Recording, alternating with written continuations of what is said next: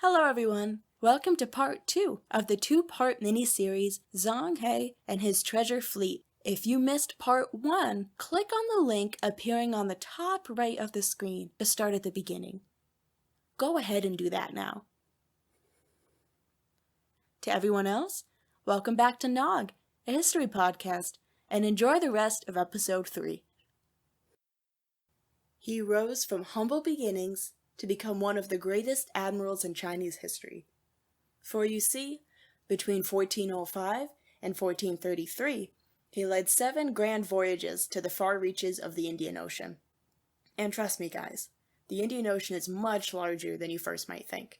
And what made up these grand voyages were hundreds of smaller ships, and I use that term loosely, with a combined crew of several thousand hands, all led by a couple dozen absolute monstrosities of ships. I'm talking so big that engineers in more recent centuries have disputed the possibility purely on engineering physics. These treasure ships were said to be as large as 400 feet long, up to 4 decks tall, and consisting of 7 or more masts. For those of you that aren't naval experts, like myself, as a size comparison, the Santa Maria, the largest of the 3 ships notably in Christopher Columbus's expedition, was a measly 36 meters, roughly 118 feet long, with 3 small masts. Now imagine a ship at least 3 times that size. Now imagine not one, but over 20 of them, and follow those massive floating cities with hundreds of marginally smaller ships. Now, you can begin to understand how the rulers, princes, and envoys along the Indian Ocean might have felt when greeted by such an assembly. If these foreign powers felt anything short of awe-inspired, then Zheng had failed his mission, because these expeditions had trade deals in mind.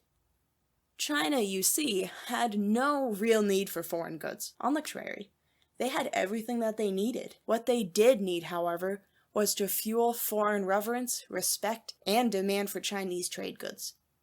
China was a superior force economically and in manufacturing goods, and the rest of the world knew it.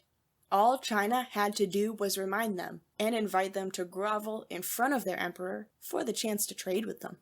As demeaning as it may sound, princes and envoys were crawling over each other at the chance of setting sail with Zheng He back to the emperor to perform the kowtow ritual of deference and submission.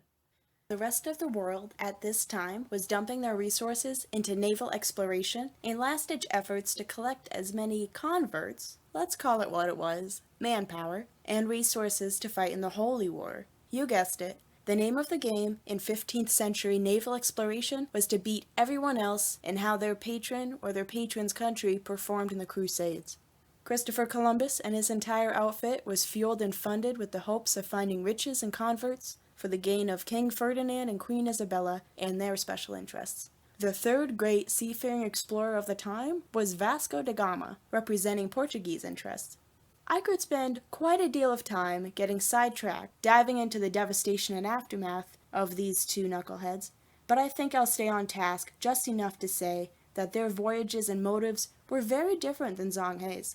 While they had conquest and money grabbing on the mind, Zheng He was handing out exclusive invitations to come to China and join the exclusive club of trade partners. Zheng He had no need or drive to discover and conquer new lands. That wasn't part of his mission. Was China at the time engaging in their own landlocked campaign against their enemies? And will they in the future share aggressions? Of course. But in comparison to the power-hungry grabs that the powers in Europe were making in the name of their holy wars, China seemed quite tame and conservative in their needs when conducting their naval operations in the 15th century under Zheng He's careful planning and diplomating. To this day, in China, July 11th is known as China National Maritime Day. On July 11th, 2005, China celebrated the 600th anniversary of Zheng He's first voyage of his eventual 7 voyages, showing China's superiority to the rest of the world. A vessel made headlines in 1848 for making the trip from China all the way up to London. It's actually quite telling that China truly had no need to venture out of the Indian Ocean. Despite having superior naval technology, they didn't even bother to send their first ship to London until over 400 years later than Zheng He's expeditions. But if you know China's naval history and how they essentially dominated the world in naval technology, the London display comes across as comical and almost feels like they humored someone by making the journey.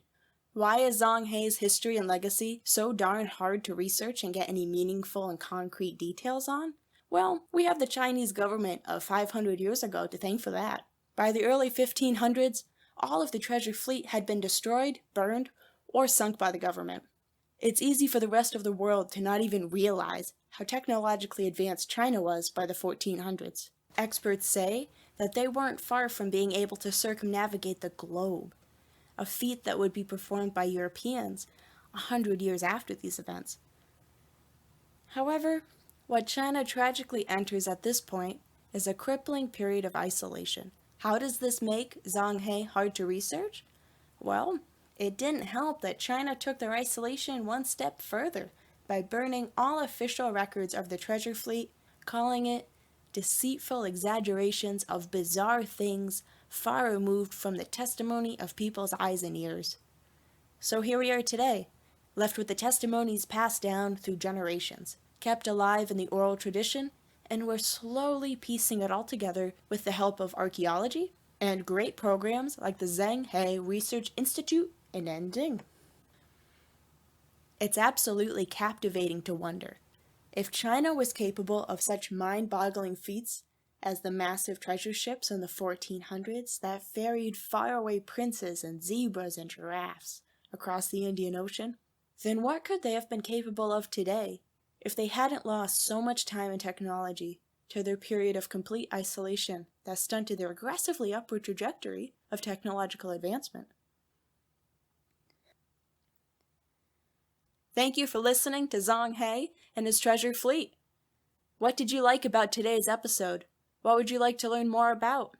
Go ahead and ask these questions in the comments below, and don't forget to like and subscribe. In 2 weeks, I have a new episode coming out with NAWG, History Podcast. So don't forget to like, subscribe, and share this video with someone who you think would like it. I invite you to join NAWG, a history podcast, on Facebook and Instagram. Those links are in the description below. Thank you for listening, and we'll see you next time.